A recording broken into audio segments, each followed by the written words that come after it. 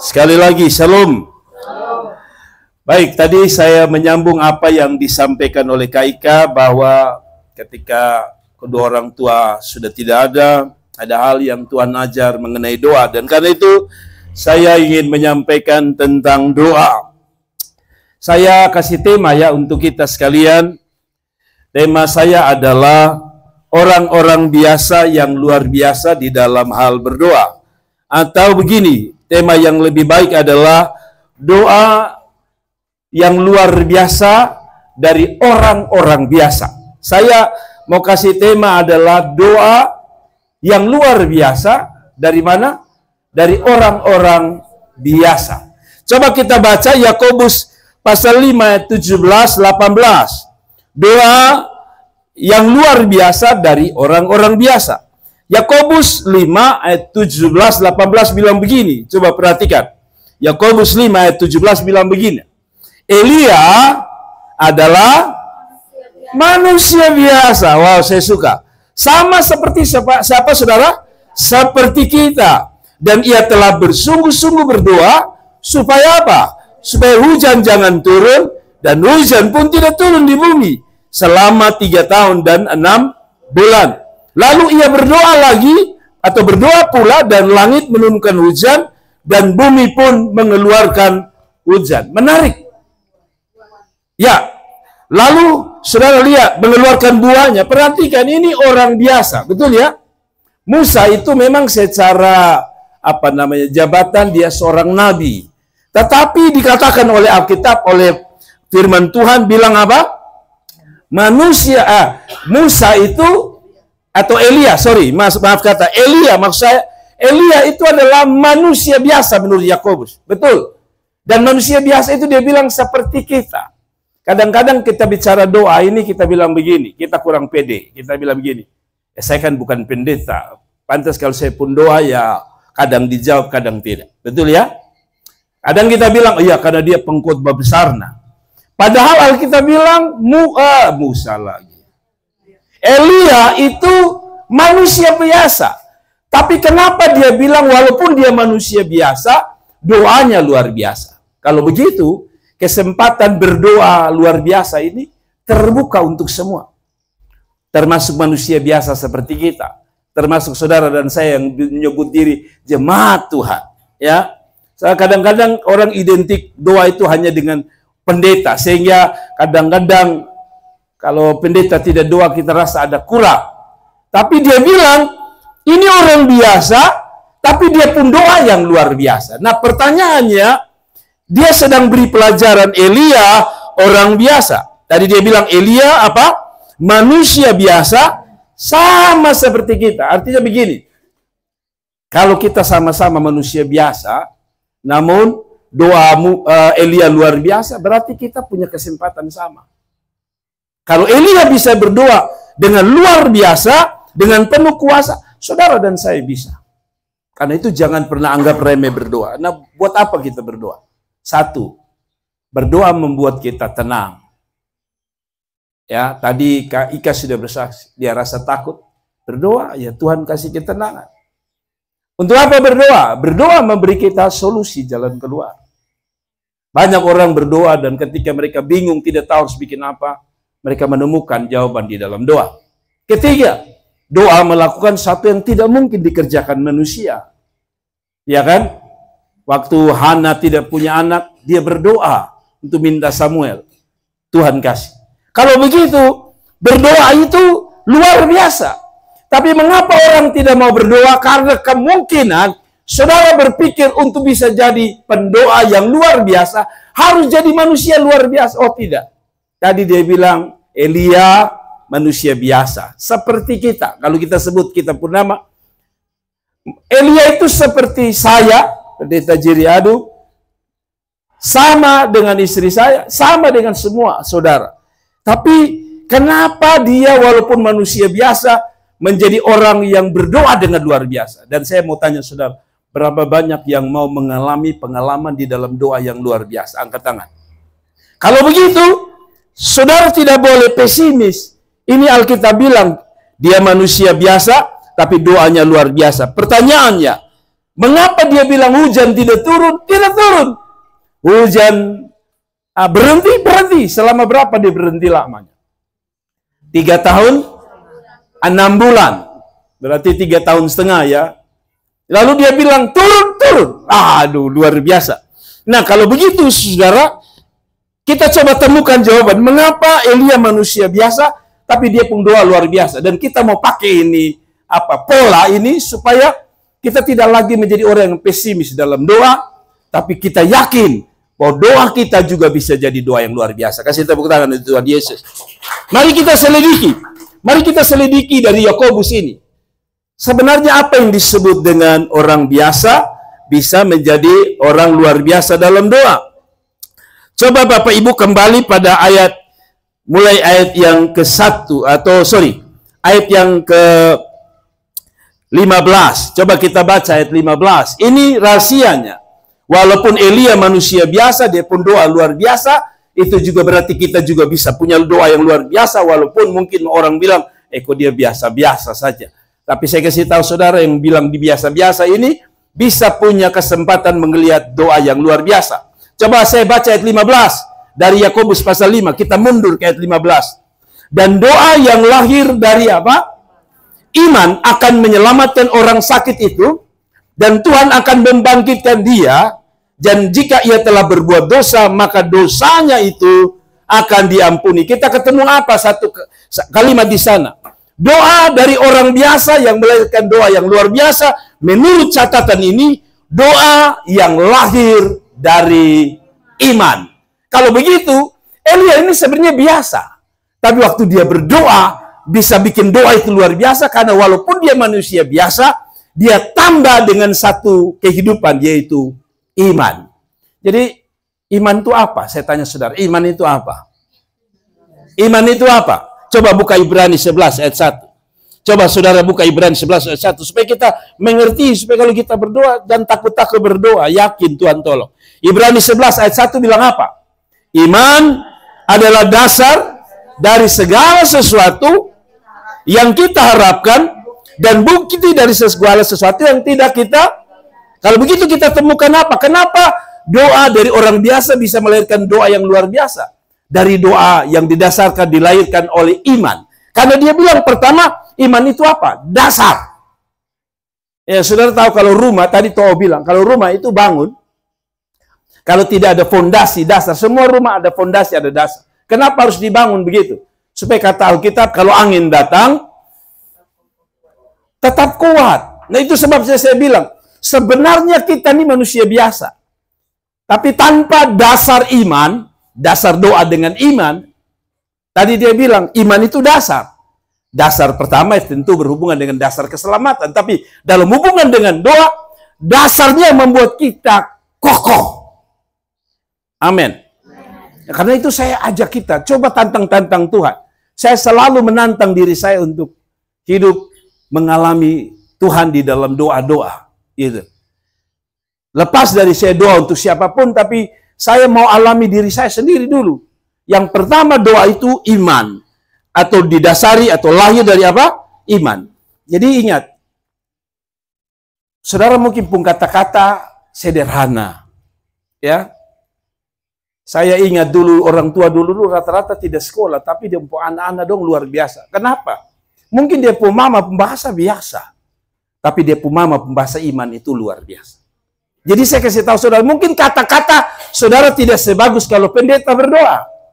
Tapi imanmu itu yang menggerakkan Tuhan hadir untuk memberkati doa saudara. Amin.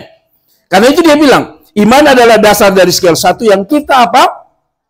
Jadi, iman itu mengharapkan sesuatu yang belum lihat, betul ya?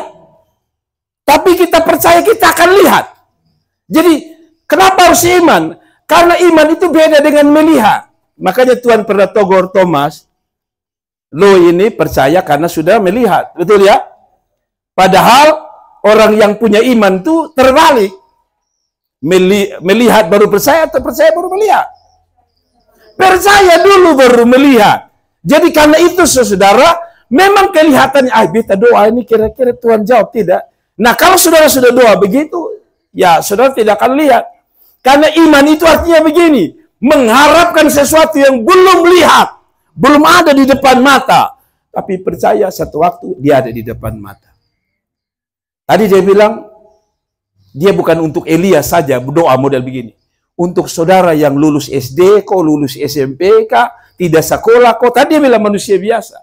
Tapi kalau doamu dengan iman, maka apa yang kau harapkan, yang tidak engkau lihat, akan engkau lihat. Itu sebabnya Alkitab bilang, apa yang tidak pernah didengar oleh telinga, apa yang tidak pernah dipikirkan, di dalam timbul dalam hati, itu yang disediakan Tuhan. Kenapa disediakan Tuhan di dalam doa? Karena ada iman. Amin, saudara. Sekali lagi, sebenarnya banyak kesaksian ya, kalau saya mau cerita terlalu banyak mengenai doa. Terlalu banyak. Tapi itu yang saya bilang, doa dari orang biasa menjadi luar biasa kalau doanya diawali, dilahirkan dari iman. Jadi ingat ya, sekarang mulai berhenti. Doa habis mulai pikir-pikir, tahu jadi kusonde.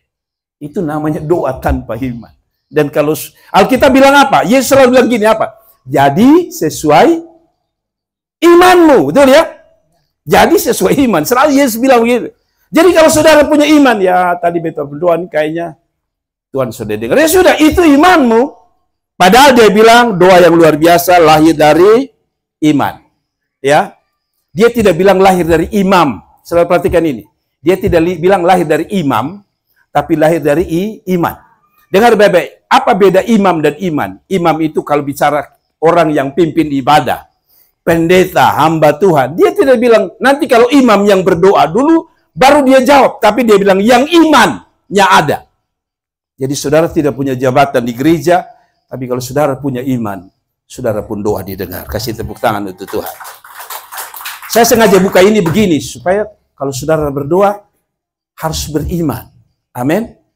Kalau saudara tidak berdoa dengan iman, kata-kata mau panjang 2 jam, Tuhan tidak lihat itu. Yang dia lihat, iman di dalam doa.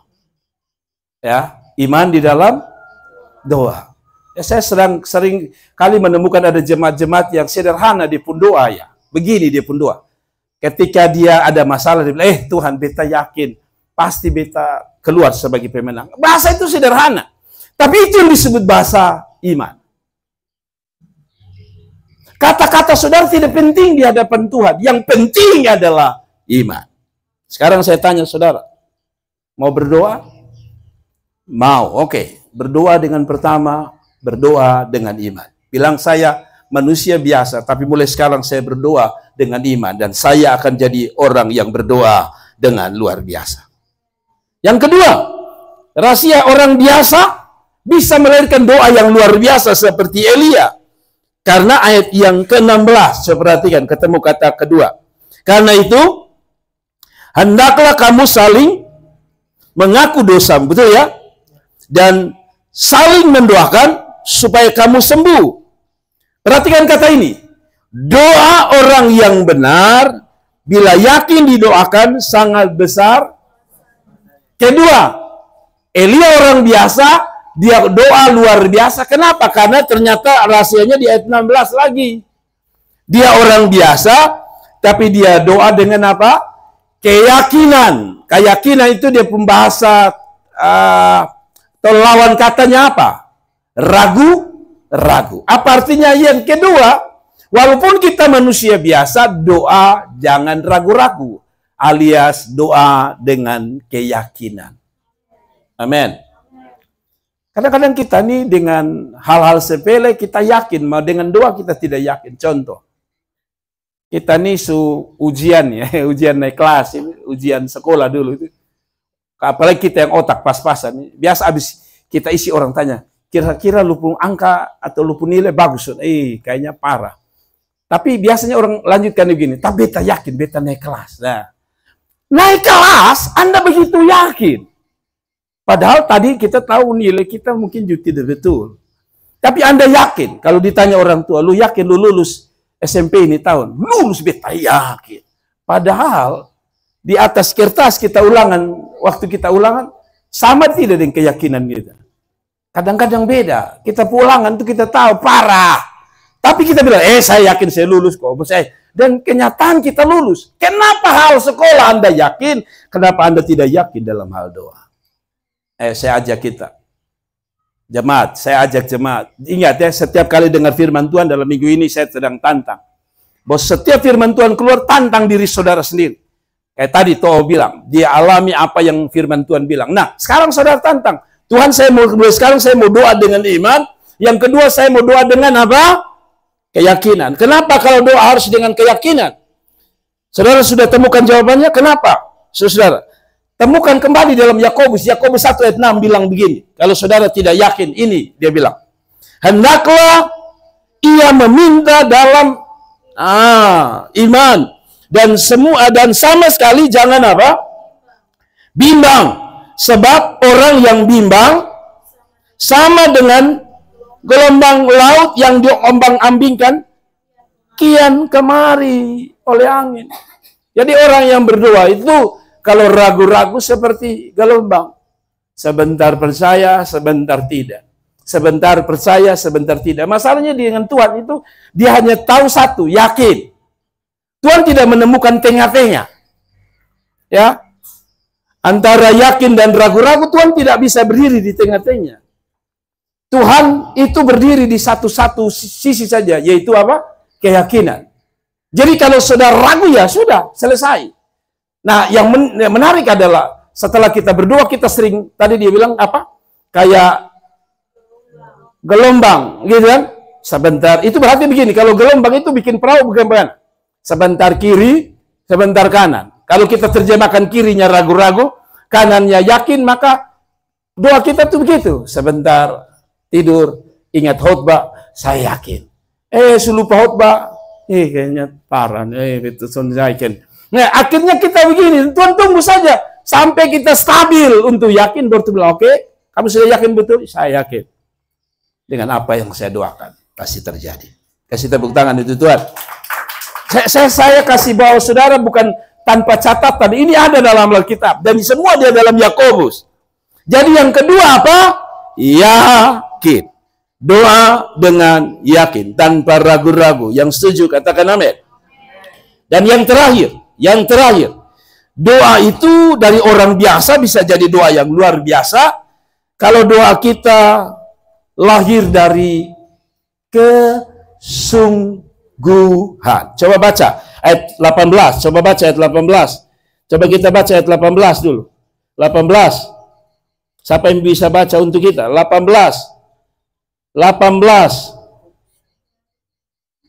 Lalu ia ayat 17 dulu. 17. Elia adalah manusia biasa. Betul ya? Sama seperti kita. Sama seperti Ibu Novi. Sama seperti Maenda, sama seperti Susrin, sama seperti Ibu Gembala, manusia biasa. Dan ia, kata Alkitab apa? Telah bersungguh-sungguh berdoa. Mengapa Elia manusia biasa tapi doanya luar biasa?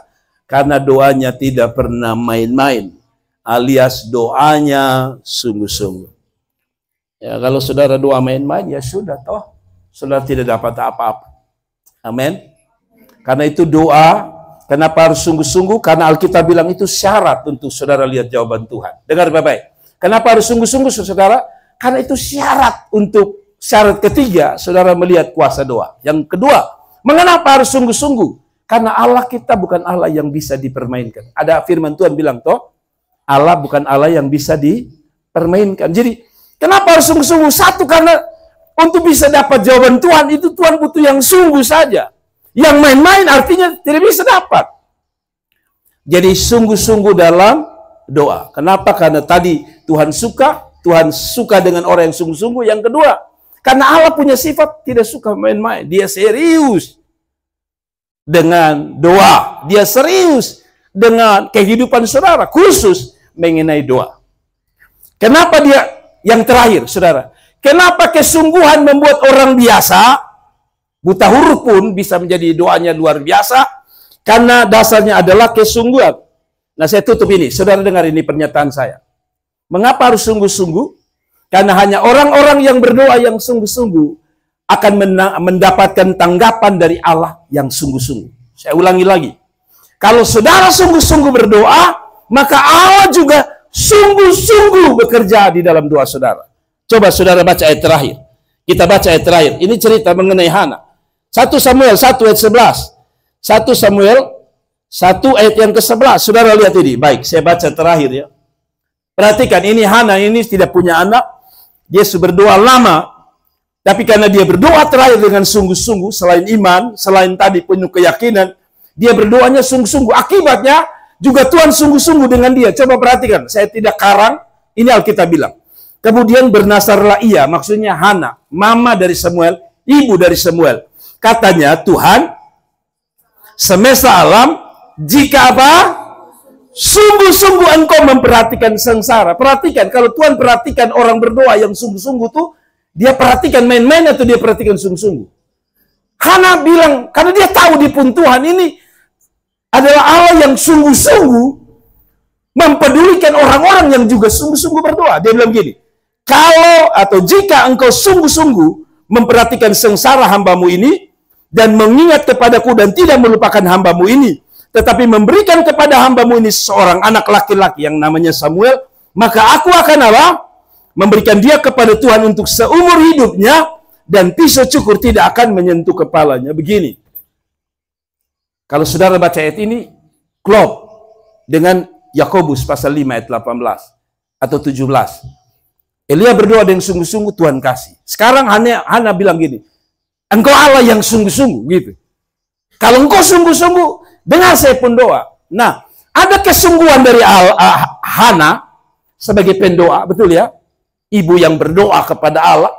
Ada Allah yang sungguh-sungguh untuk Hana. Jadi, kesungguhan itu dibalas kesungguhan. Kalau saudara main-main, ya sudah, Allah juga main-main. Kalau boleh saya bikin bahasa begitu. Nah, kalau mau Allah sungguh-sungguh, Anda harus sungguh-sungguh di dalam doa. Ada amin? Nah, yang menarik, pertanyaannya, ukuran kita sungguh-sungguh itu dari mana? Kalau saudara baca 1 Samuel, Hana itu, Alkitab bilang dari tahun ke tahun, dia datang berdoa kepada Allah. Dari tahun ke tahun. Artinya, dia setia di dalam doa. Orang yang sungguh-sungguh itu tidak akan mundur satu langkah pun sampai dia melihat Tuhan sungguh-sungguh bekerja. Kedua, orang yang sungguh-sungguh itu, kalau saudara baca, Hana itu menangis di hadapan Tuhan dari hati. Nangis. Tangisan zaman dahulu itu menandakan orang sungguh-sungguh. Jadi kadang-kadang untuk membuat kita sungguh-sungguh, kadang-kadang Tuhan harus kasih kita masalah. Karena biasanya kalau orang ada masalah baru dia menangis. Kalau dia menangis baru biasanya dia minta tolong Tuhan. Betul tidak? Kalau orang lagi happy-happy dia lupa Tuhan. Itu sebabnya kadang-kadang Tuhan harus bikin kita menangis. Ya, tadi saya sambung, Kak Ika bilang, dia bapak, dia mama sudah ada, mulai lagi dia melayani sungguh-sungguh dan berdoa sungguh-sungguh. Lihat, saya tidak bilang bahwa orang tua kita harus diambil Tuhan untuk kita sungguh-sungguh. Tapi artinya gini, Tuhan ingin kita sungguh-sungguh dalam doa. Kadang-kadang dia izinkan air mata kita jatuh. Supaya kita berdoa, kita tidak main-main dalam doa. Dan yang ketiga, kalau saudara baca, dia bilang apa? Tuhan, kalau engkau sungguh-sungguh dengar, engkau kasih saya anak, saya akan kembalikan anak itu kepada engkau. Betul ya? Dan kalau saudara baca, akhirnya Samuel ini dibawa untuk jadi abdi Allah. Apa artinya? Orang yang sungguh-sungguh itu bukan hanya pandai meminta apa yang akan dia dapat, tapi juga pandai untuk menyenangkan hati Tuhan. Dia bilang begini, kalau Tuhan kasih, saya juga kasih untuk Tuhan. Nah, apa artinya? Kesungguhan itu ditandai bukan saat saudara doa lalu saudara terima. Tapi setelah saudara terima apa yang saudara buat untuk Tuhan, itu tanda Anda sungguh-sungguh. Kalau tidak, kita kan seperti ke dokter, toh? Kalau saudara ke dokter itu, sungguh-sungguh memang datang di dokter. Tapi sebenarnya Anda tidak sungguh-sungguh. Dari mana saya tahu? Setelah Anda sembuh, Anda tidak mungkin ke dokter lagi, betul? Tapi dengan Tuhan tidak bisa begitu. Setelah Anda diterima atau didengar doanya, harus kembali ketemu Tuhan. Amin. Jadi orang sungguh-sungguh bukan hanya lihat kuasa doa dia dijawab, tapi hati dan hidupnya dia akan bawa pada Tuhan. Itu tanda orang sungguh-sungguh. Lalu dia bilang apa? Seumur hidupnya pisau cukur tidak akan menyentuh kepalanya. Ini bicara tentang menyenangkan Tuhan. Akhirnya Samuel ini sebagai bukti jawaban doa, dia bawa kepada Tuhan untuk jadi abdi Allah. Yang terakhir, orang yang sungguh-sungguh tahu membalas kebaikan Tuhan. Saya ulangi lagi. Orang yang sungguh-sungguh bukannya dia sungguh-sungguh berdoa, tapi dia tahu membalas kebaikan Tuhan. Cara kita balas kebaikan Tuhan sederhana. Ini hari kita ibadah, ini salah satu bukti kita balas kebaikan Tuhan. Makanya kemarin saya tulis, ingat ya, sore kita ibadah di KIK. Kita bukan hanya mau dapat berkat dari Tuhan, tapi kita juga mau cari sumber berkat. Tuhan berkati, kasih tepuk tangan yang meriah untuk Tuhan. Haleluya. Mari kita bangkit berdiri dan kita mau berdoa bersama-sama.